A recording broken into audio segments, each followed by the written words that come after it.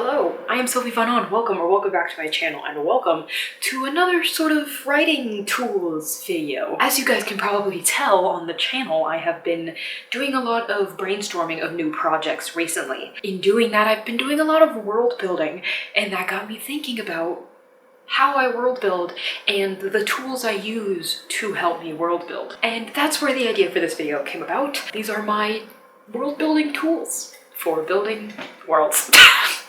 Yeah, just in general, people that have frequented this channel probably know that I love world building. World building is probably my favorite part in the writing process, besides maybe outlining, because that initial outline, that initial like seeing the story come together is such a good feeling. So outlining is definitely a close second, but probably my most favorite thing has to be world building. So without further ado, here are all of my favorite tools to both brainstorm and organize my project's world building. Just like in the video where I talk about like character development and everything, and how I don't like character sheets because they provide like too much structure and they provide boxes for things that I don't really need to know about characters, and then it becomes overwhelming and I don't use them. It is pretty much the same for world building for me. I know there's a lot of world building programs out there, like Campfire. I can't think of any others, but they are made for holding all of your story's information. I've seen those before. I've tried them before. Just like character sheets, they are a little too structured. They have too many options of things to fill and it becomes overwhelming, and then I give up before I've even started.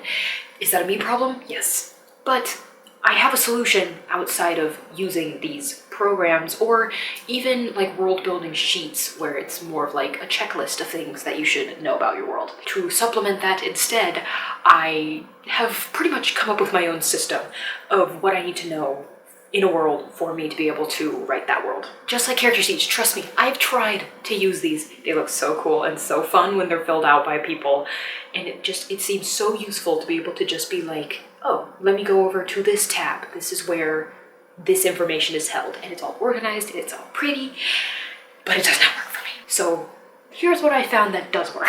And if you are like me, where character sheets and these templates and everything are a little too overwhelming and provide too much space for things that don't matter and not enough space for the things that do matter, maybe these can help you too. My world building can only really begin once I have the basic idea of what I'm trying to tackle. Make sense? I'm sure that's how that works for literally everyone.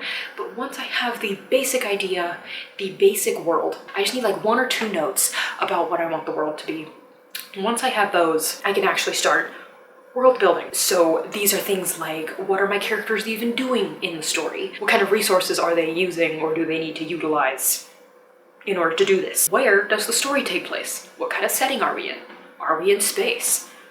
Are we in the desert? And also, what is the goal of the story? What are we trying to achieve? This kind of goes into like what the characters are doing, what resources do they need, what are they utilizing, etc. Now, I will have a few examples in here of my projects, because I like talking about my projects, sue me. But I think it also helps show like where in the process my projects were at the time, because it can be kind of reflected in other vlogs. You can kind of see it in real time. But here are some examples. For Project What, I knew I wanted a world that took place in the last city on Earth. I wanted something about apocalypse. I wanted something sort of post-end of the world-y. I wanted the characters to just be kids living in this world. They didn't know anything better, and kids being kids, they've made the most of it, you know? So I wanted post-apocalypse. I was thinking nuclear war. Of course, it's nuclear war now. And I also wanted this big, prestigious boarding school that the characters end up going to. I also, well, this might have been further down the line of like getting basic outlining in, but I also knew there was this underground group that was sort of running the city that my main character needed to uncover. I had a very basic idea of this at the time. It definitely was not as grand of a scope as it is now, but I did know there was something fishy going on in the city that my main character and main characters were going to unveil. For Project Star, I knew I wanted it to be in space, on a space station, far out in the galaxy, in a cluster of stars that are highly populated with other intelligent life. I also knew the humans in this world were not going to be on a planet. They were going to be on a space station, or in a space station. They were not going to have a planet. Yeah. And then to sort of switch the narrative here, instead of knowing really the world that we were in, I knew the external conflict of Project Glass, which was the creatures that take over the world, or take over their town, not really the world. And those creatures were something I needed to world build, but I knew that that was the main driving factor of this story. And then for a couple of new projects, I had Project Moonrat, which is about asteroid mining. I knew I wanted it to be centered around the economics of asteroid mining. And then Project Jade is about a pair of jade daggers that are designed to kill. They are magically inclined to hit their target every time. I knew that. That was the idea that I had for that project originally. So my base was these jade daggers and everything else was built around them. But those were the basic ideas. That is the main idea of all those projects. And now, just like everything else in my writing process, it is time to build on that foundation and just keep going. First, we need to know basics. Basics ground me in the world and tell me that this could exist. Technically, on the most bare technicalities, this could exist. This is just making sure that people could live here, that this is a feasible community in which people could sustain themselves, pretty much. Very basic world building here. Everything at this point I want to keep as realistic as possible. I'd like to just make sure, yeah, that the world I'm building is livable. If a little dystopian, if always dystopian, but livable. You can survive if you try hard enough. If the world is Earth-based, or we are in Earth's history, technically what I'm doing right now exists in that world.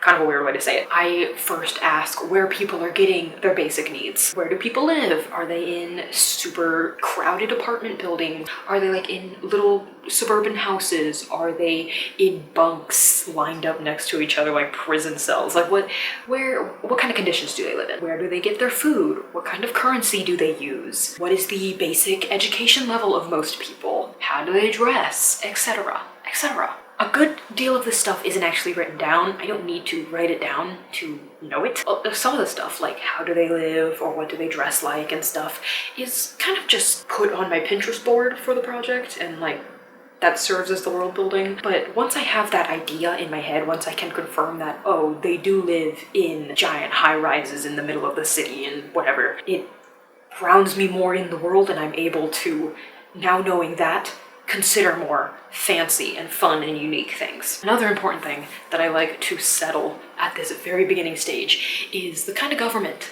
that runs the world we are in. Government's important. They make a lot of the rules. They make all the rules, pretty much. But things like how strict or how lax are they? Is it one central figurehead that's making decisions, or is it like a council of people? Are they honest rulers? Do they keep their word? Probably not, considering what I write, but maybe. Really understanding the power in a world can help me figure out how everyone else in this world is feeling. So if the higher ups are super strict and they're very like dictatorial, is that a word? If they're very oppressive, the people are gonna feel that. They're gonna be oppressed. They're gonna want to break out of that.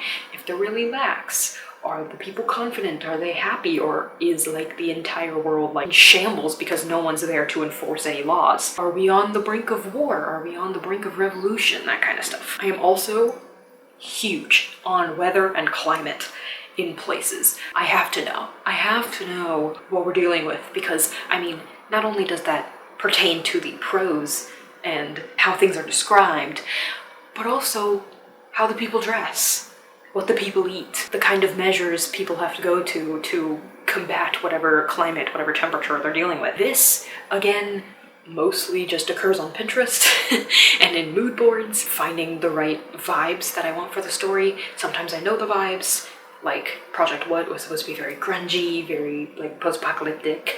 Project Glass was supposed to be a very small town at the edge of the forest. Project Jade is a desert fantasy, that kind of stuff. And just getting those visuals in, setting the vibe. Finally, of the basic things I like to consider is the most fun, the most exciting, and that is the economics of the world. I know, boo, boring, but I don't even know how, but I always tend towards understanding the economics of the world before I actually start doing anything else. In this world, how low is low class, how high is high class, how wide is that spectrum, and where do most people lie on that spectrum? Are most people rich? Is this place thriving? And like there's a handful of poor that didn't really catch the money wave. Is there a small group of super rich people? Most people are in the middle, and then there's like a small subset of people that are like at the lowest end. Or is it like no one's up here except for a few people and everyone's poor? Like what's the ratio here? Piggybacking off of that, what kind of jobs are available in this world? And on top of that, what keeps the rich rich and the poor poor? What's going on there? What kind of secrets can we uncover? And then finally, mostly for stories that take place in really big worlds, ones where there are big connections that all come together, what do the people in this world or this region that we're seeing produce? What do they produce that gives them a sort of leg up on the other regions in the area? Trade. I love trade. For this, Project What was mostly exempt, mostly because they are the last city on Earth, the last major city. Most people are just trying to get by. There aren't really rich people. There aren't really poor people. There's not even really money on the island that they live on. Everyone's just trying to survive. Everyone's just trying to live as long as they can before the radiation poisoning finally gives them cancer and kills them. Yay! In Project Star, on the other hand, it takes place in a part of the galaxy where there are multiple planets with intelligent life on them that aren't human. There's a big intergalactic trade system, interplanetary trade system, something like that, where there are species on different planets that specialize in certain products, and they get traded through the interplanetary market. And a big thing in Project Star is that the humans in this world do not contribute to that. Money makes the world go round. They're not bringing any money. So a big thing about Project Star is that the humans are seen as less than. They're seen as like a lower class intelligent being because they're not on the level of all these other species. In Project Glass, all of these economic questions have to work around the quarantine that is placed on the town. Because of the virus, they don't want the virus getting out, they don't want people getting in, so any food and supplies and what have you has to be quarantined, and the drivers have to be like extra safe when they bring in the food and everything. Now, it is time for the dreaded naming. I am so bad at naming things, it's embarrassing, but it must be done. It must happen, so we are here. During my most recent revision of Project What, I realized that I am very fond of acronyms in my sci-fis. In Project What alone, I don't use them all in the book specifically. Most of them are just like acronyms for me to use when I'm like outlining and whatnot. But in Project What alone, there's like at least 10.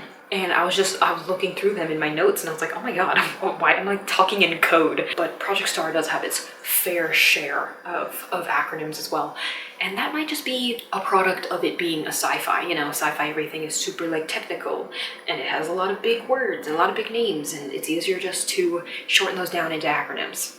I'm not sure. But for things that I need to name that are a little bit more fantastical, I have a different strategy, and that is Google Translate. I did talk about this a little bit in my video about Project Jade, because I did have to use it for that. But typically what I will do is I will set up Google Translate to go from English to Latin. Sometimes I'll use other languages, but typically Latin. And then in the English side, I'll just start typing up random words and seeing what they sound like in Latin. And typically I like to keep the words that I'm testing close to the thing I'm trying to name. For Project Jade, I was trying to name the magic system for this magic that revolves around stones and rocks and metal. So anything about stones, rocks, and metal was being put to the translator. And I like to just do that, so just in my heart, because it does get jumbled up even more later, but just in my heart, this word, this made-up word I'm making, has just a little bit of earthly and human connection. So at least they can kind of be traced etymologically, kind of. A little bit. But once I find a good amount of words that I do like, and I end up jotting them down somewhere, I begin slicing them up into parts and combining those parts and seeing which ones I like together. Sometimes even those connections don't really end up working, and from that connection I end up creating a totally new word that doesn't sound like what I used to make it whatsoever. That's what happened in Project Jade, but it got me to a solution. This way with Google Translate and Latin and smushing together words was also how I named the space station in Project Star, which is kind of fun. I did that ages ago in like 2022, 2021, but it has stuck. It is stuck. I do like the name. Another way I do like to get names though, especially like spirits or gods or like more like character names or like city names, something that like could have come from a person, you know? I like to use fantasynamegenerators.com. That place is goated. I love fantasy name generators. I've been using them since I first started writing in like 2018, 2019. So they're real ones. All right, and now we are at the best part, and that is designing, drawing, visuals, etc. Let's go. This is where the real fun begins.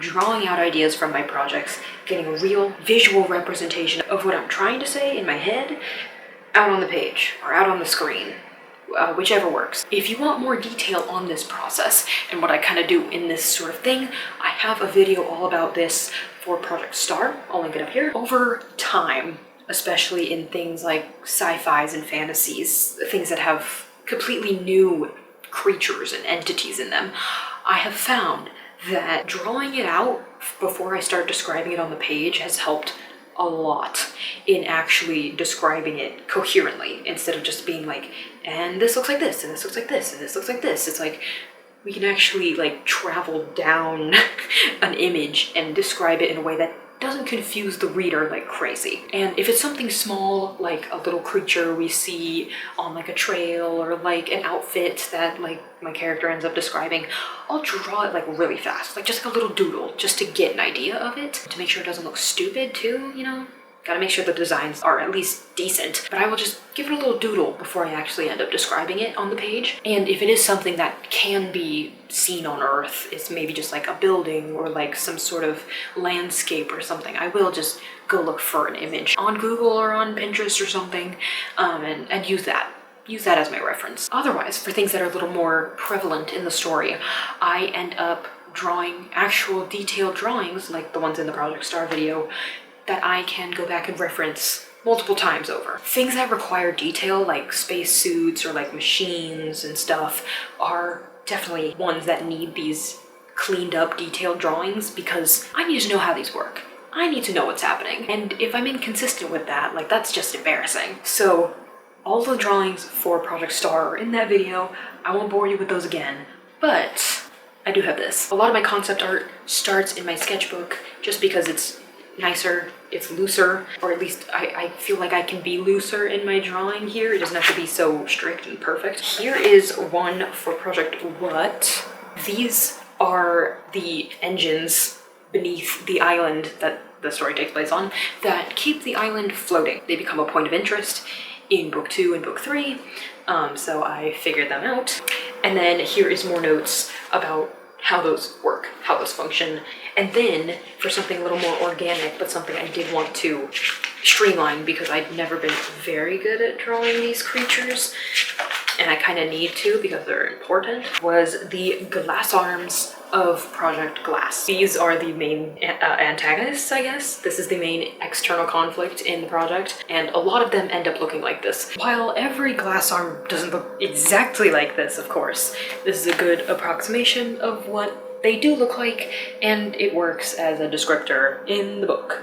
Yay. And there are no notes on this one, but there is a previous attempt at drawing these guys in which these drawings are terrible, but notes do abound. And that's because, especially for something like the biology of a creature or the logistics of a spacesuit, the design and the notes really bounce off of one another. I'll design something, a new idea will branch off of that, and then in order to add that to the design, we just have to come back around, and it keeps going around and around and around.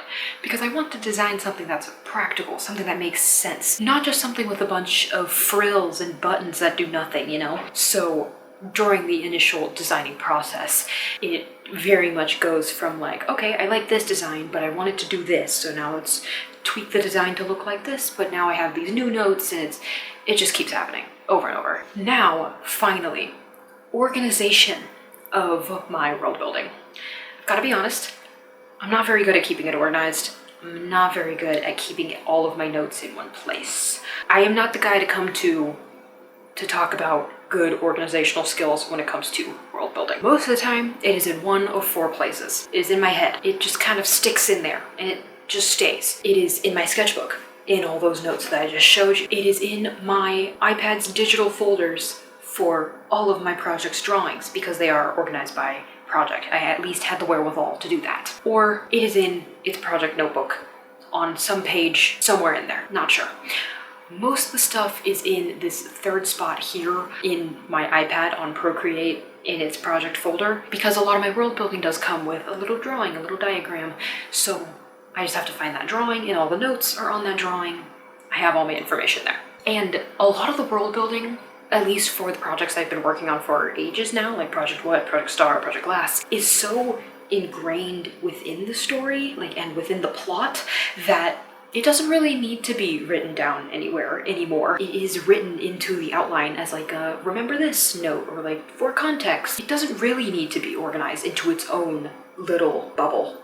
It's a little sheet, I guess. But for extra little details, I do keep all of the original world building in those random spots as I was just describing, just in case I need the extra detail. But especially for those 3 projects I've been working on for years, a lot of the information that I need is already up here. It's already in the outline. It's already in a draft that I'm not completely rewriting, so it's like a reference point in itself. So it is pretty much okay being sort of spread out among multiple mediums. But on the flip side, I have started working on a sort of master world building document for the world of Project What and Project Star.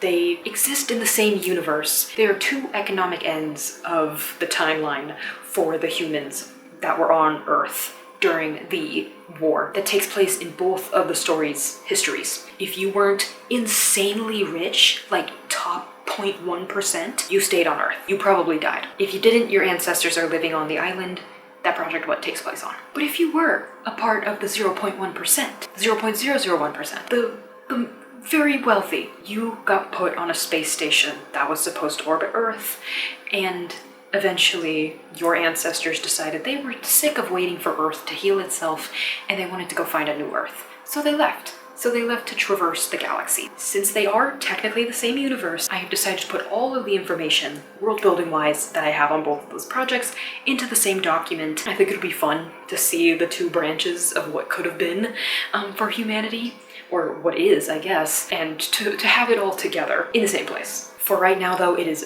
very patchy. I think it's not even like 10,000 words yet, and it's mostly full of stuff about Project Star, because when I was working on Project Star, I put a lot of the information in there to reference while I was drafting, but there's a little bit in there about Project What. I definitely need to go in there. I have a list of things I need to add to that doc for Project What. I just have not done it yet, but I want it to be sort of like textbook style. I want it to have its little diagrams. I want it to have little descriptions.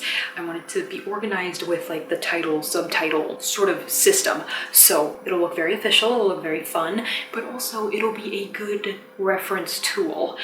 I want it to be organized in this way, not just so it looks like a little textbook in some weird kids history class. I want it to actually be useful to me. That's the ultimate goal, but only time will tell how I end up organizing the world building for these new projects that I'm coming up with. I do want to keep it more organized, more cohesive.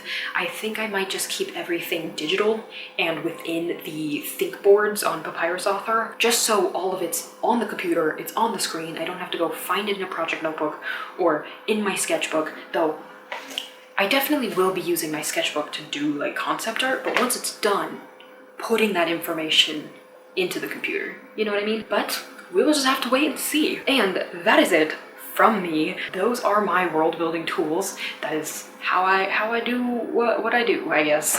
Not a super expansive and fancy amount of tools. I mean, Google Translate and notebook paper, like it just works. Sometimes the simpler things just work better, you know? But yeah, thanks so much for watching. Thanks for being here. Thanks for hanging out. Let me know your own world building tools.